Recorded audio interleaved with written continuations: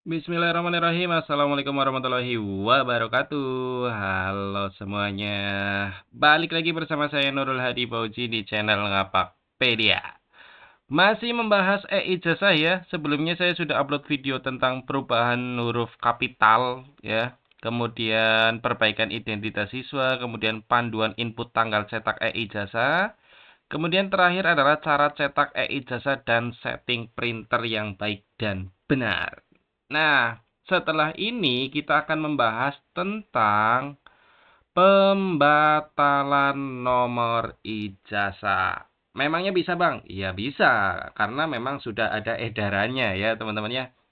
Jadi, ini ada penjelasan tentang panduan pengajuan pembatalan nomor ijazah. Maksudnya gimana, Bang? Mari kita jelaskan ya.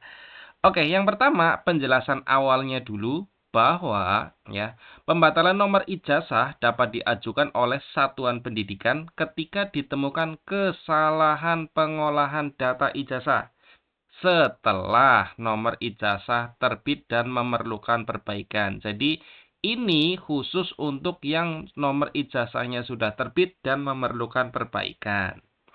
Pembatalan nomor ijazah hanya dapat diajukan setelah mendapat persetujuan dari dinas atau kementerian atau atase ya. Kemudian yang perlu teman-teman perhatikan yaitu yang pertama, pembatalan itu berlaku untuk seluruh nomor. Jadi berlaku untuk satu kesatuan di satuan pendidikan.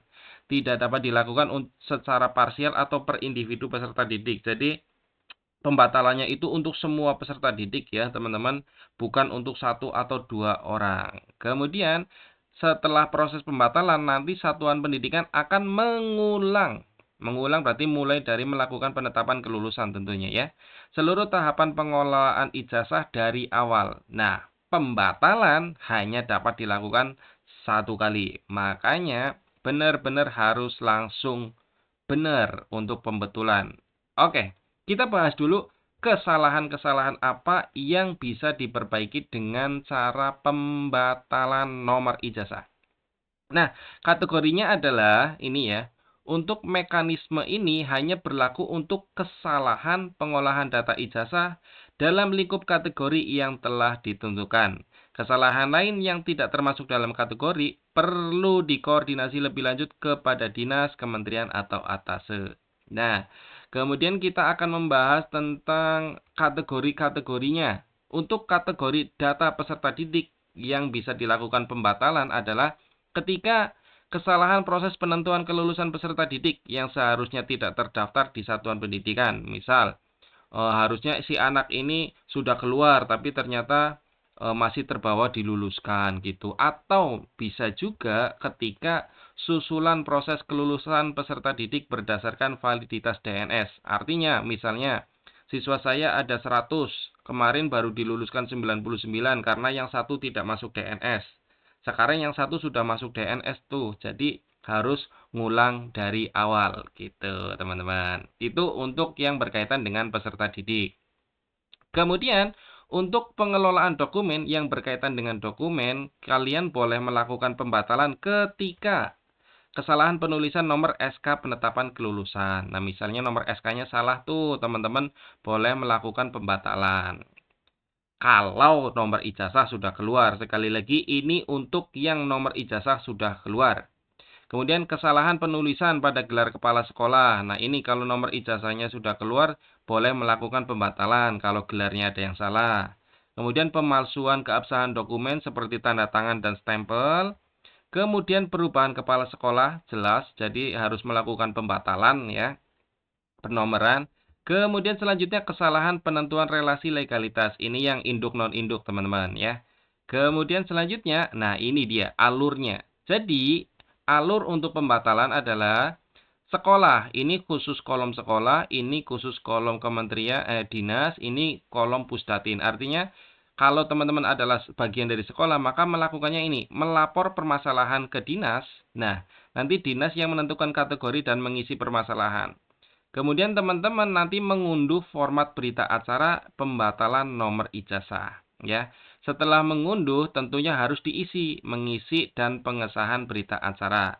Selanjutnya diserahkan ke dinas untuk dilakukan verifikasi dan pengesahan berita acara. Kemudian mengisi catatan verifikasi, lalu mengunggah berita acara yang ini dilakukan oleh dinas. Di bagian ini dilakukan oleh dinas.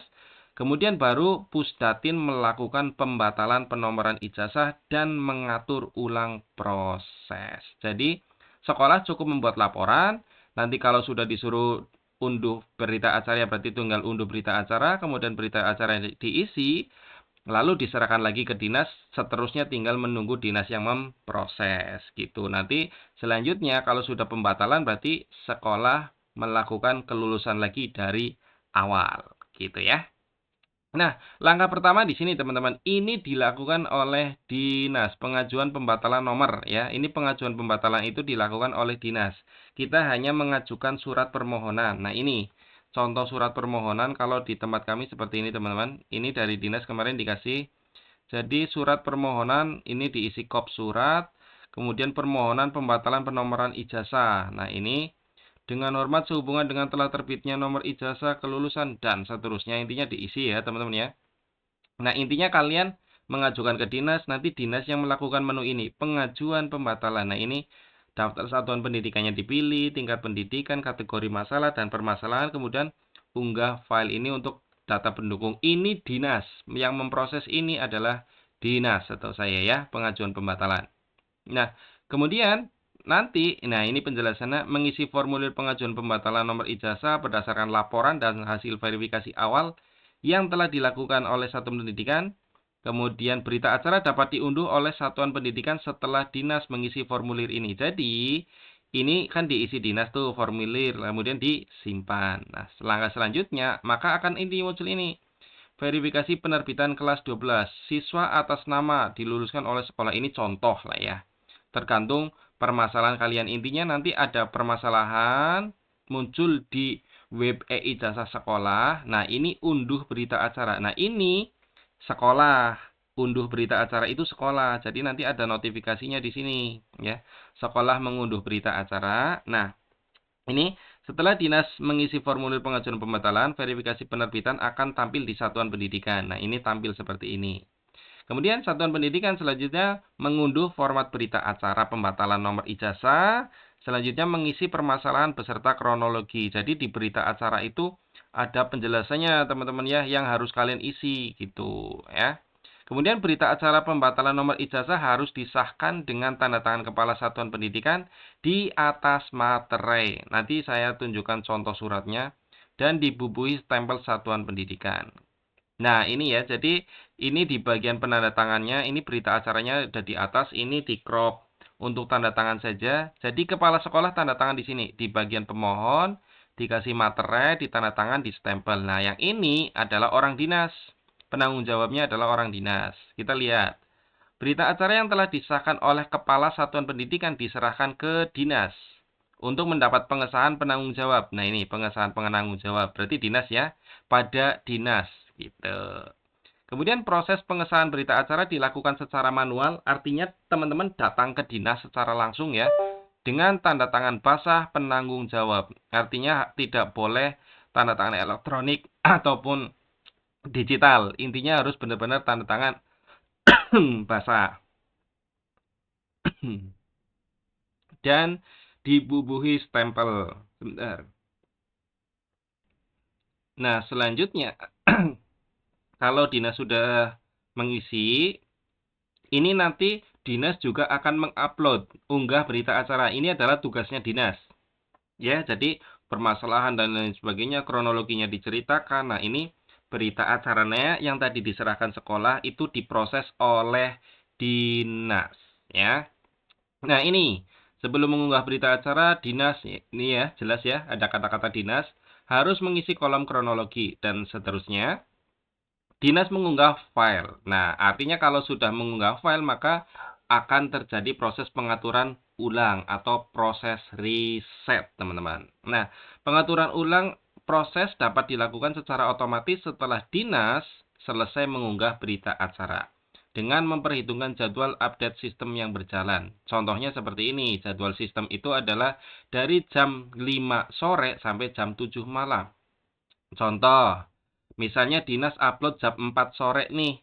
maka sekolah dapat memeriksa proses ulangnya di hari yang sama jam 8 malam, gitu ya. Karena ini kan sebelum update, ini udah update, lalu ini setelah update. Nah, kalau yang ini pukul 21 setelah jadwal update sistem. Artinya ini dinasnya tuh nguploadnya malam. Berita acaranya diupload malam jam 9. Maka update-nya itu jam 5 sore sampai jam 7 malam itu besoknya. Karena kan ini udah kelewat. Maka menunggu besoknya. Artinya dapat diperiksa pukul 20 atau jam 8, tapi di hari berikutnya. Karena ini di hari yang sama itu sudah kelewat update sistemnya. Jadi menunggu update sistem di esok hari gitu ya. Nah, kemudian satu hal yang penting, perbaikan yang tidak dilayani dengan pembatalan nomor ijazah itu terkait perbaikan data anak yang salah dan sudah terbit penomoran, tidak diakomodir pembatalannya, tetapi menggunakan mekanisme perbaikan ijazah sesuai Permendikbud nomor 58 tahun 2024. Artinya gini teman-teman, misal yang salah cuma satu anak, namanya salah, tanggal lahirnya salah, atau apanya yang salah, itu tidak bisa pakai pembatalan. Tapi bisanya pakai yang ini. Di WP ijazah nanti ya. Pakai yang pengelolaan data, lalu validasi ijazah. Ini masih formulir pengajuan perbaikan ijazah ya. Ini masih sedang dalam tahap pengembangan. Jadi, kalau teman-teman yang sudah keluar nomor ijazahnya dan ada data siswa yang salah, ya udah, ini nunggu menu ini bisa kita gunakan gitu ya. Oke, jadi tidak bisa pakai pembatalan nomor ijazah. Kesimpulannya apa, Bang? Kesimpulannya, untuk proses pembatalan ini adalah sekolah melapor kategori permasalahannya, kemudian sekolah mengajukan surat permohonan ke dinas untuk pembatalan penomoran ijazah, lalu dinas memproses, kemudian sekolah mengunduh berita acara jika sudah diinfo dinas tentunya. Kemudian sekolah mengisi berita acara tersebut dan ditandatangani kepala sekolah bermaterai dan stempel. Kemudian sekolah mengirim berita acara tersebut ke dinas secara langsung, kertasnya dibawa. Kemudian dinas mengunggah berita acara tersebut, lalu sekolah mengulang proses setelah sistem mengatur ulang, ya. Dan sistem ini atau proses ini hanya bisa dilakukan satu kali. Jadi sebaiknya kalau sudah pembatalan itu benar-benar harus diteliti, semuanya harus sudah benar, baru melakukan proses ulang gitu ya. Seperti itu teman-teman. Jadi itu informasi yang ingin saya sampaikan terkait pembatalan nomor ijazah. Artinya pembatalan hanya berlaku untuk ya yang sudah keluar nomor ijazah dan kesalahannya adalah kesalahan yang berdampak massal atau banyak di ijazahnya, bukan hanya 1-2 orang saja. Begitu ya teman-teman. Jadi itu informasi yang saya sampaikan. Semoga video ini bermanfaat. Jika ada yang mau ditanyakan, silakan tinggalkan pesan aja di kolom komentar. Kurang lebihnya mohon maaf. Saya akhiri. Salam satu nusa, salam satu bangsa, salam satu bahasa, salam satu data. Salam terakhir, salam Ngapakpedia. Wassalamualaikum warahmatullahi wabarakatuh. Terima kasih.